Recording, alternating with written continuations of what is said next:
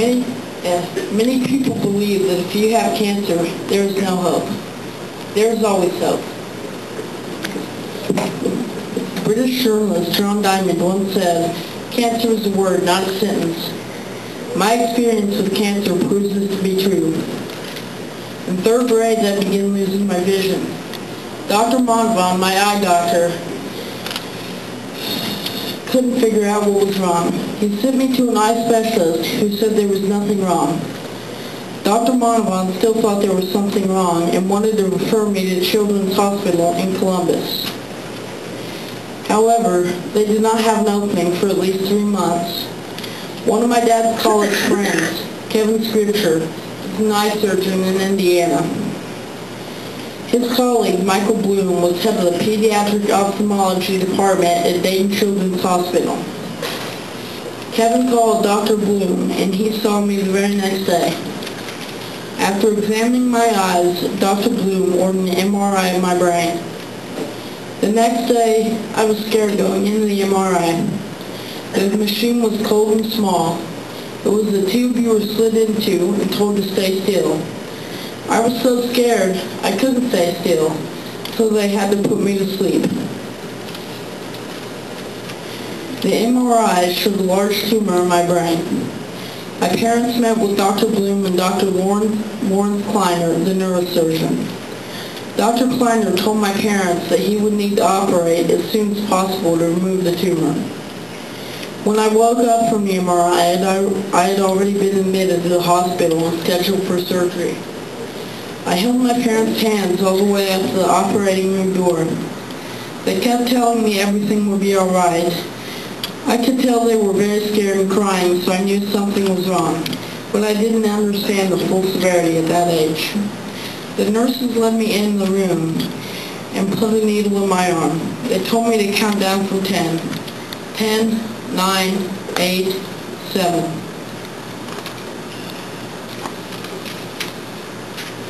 I woke up with my head pounding and nurses leading my family to see me.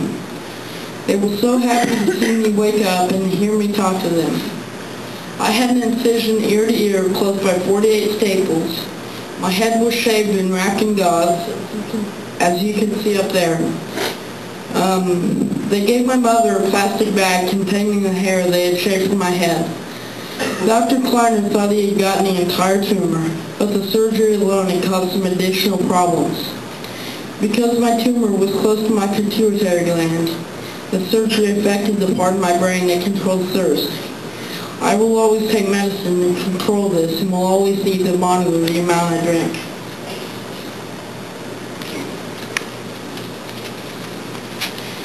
Also, I have to take medication to regulate my thyroid, cortisol to help my body fight infection, and testosterone. In addition, I will need frequent MRIs to make sure the tumor was gone. The worst of all is that in Ohio I can't get a driver's license because my vision isn't good enough, and that was another result of the subsequent tumor. In February of 2008, one of those MRIs showed that another tumor had started to grow behind my right eye. Dr. Kleiner recommended another brain surgery to remove it. This surgery was much scarier, even though it was less severe, because I was older and understood the risk. This surgery was right where my right eyebrow is. When I woke up, it hurt much worse because I did not have as much pain medicine. Believe it or not, I was out of the hospital the very next day. In spring of 2009, just a year since my last brain surgery, an MRI showed that the original tumor had started to grow. Dr. Kleiner recommended radiation since the tumor was so small. The closest radiation oncologist that treated children was near Cincinnati. This would have meant that I would have to miss the rest of the school year. My mom was told to go see Dr. Chang at the SOMC Cancer Center in Portsmouth. After talking with my mom, Dr. Chang agreed to do my radiation in Portsmouth.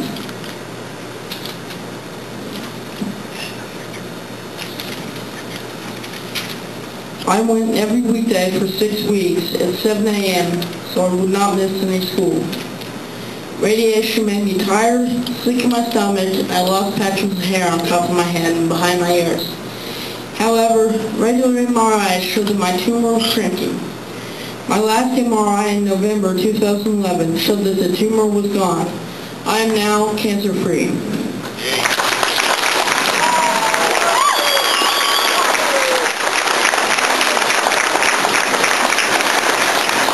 I am a living example that you can overcome cancer.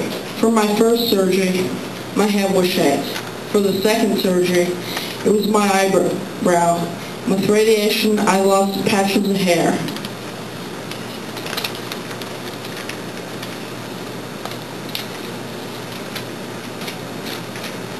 But today, I volunteer to have my head shaved to support St. Baldricks and help fund cancer research. I was scared to do it because of the large scar left by my first surgery. But then I realized that there are kids out there fighting cancer who aren't as lucky as I am. I am shaving my head to give those kids hope and to show the world that cancer can be defeated. I am living proof.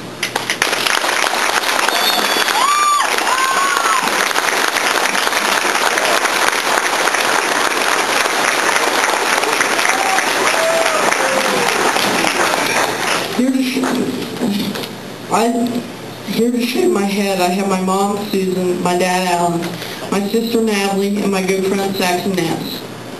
All right, bring it on.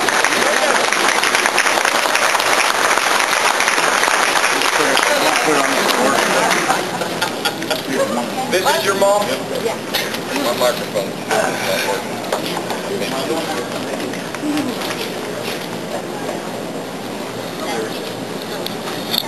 All right, we've got several ladies here to assist us, and a couple guys.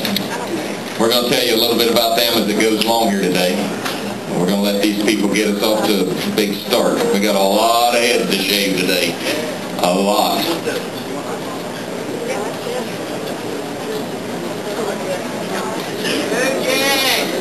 Go Jack, that's right.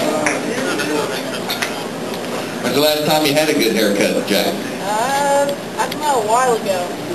Who cut it the last time? Who cut it the last time? I thought you said you got a good haircut. Bunch of Ozzy. Ozzy's dying over there. He's closed up for the day. He can't handle it. He needs to come back to my classroom and sit in his old seat for a while. All right, here we go. Who's going first? What's a weapon of choice today? What is that? What's the brand name on that thing? And a Speedmaster. A Speedmaster. Speedmaster. I talked to Jack last night and I asked him, I said, you know who's going to cut your hair and what they're going to use? Somebody said, that can cause a variety of damages. He's ready to go. Here we go. Billy Harbert trying to give some instructions. He probably needs to come back and have a seat too to take some more instructions from his old English teacher.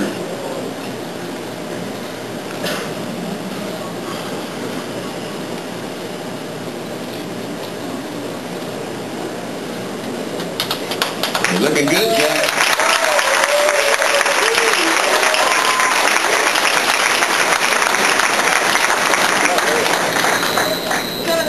There we go. Now we're going to get into it. There we go. Now that's looking more like it. Get the mohawk.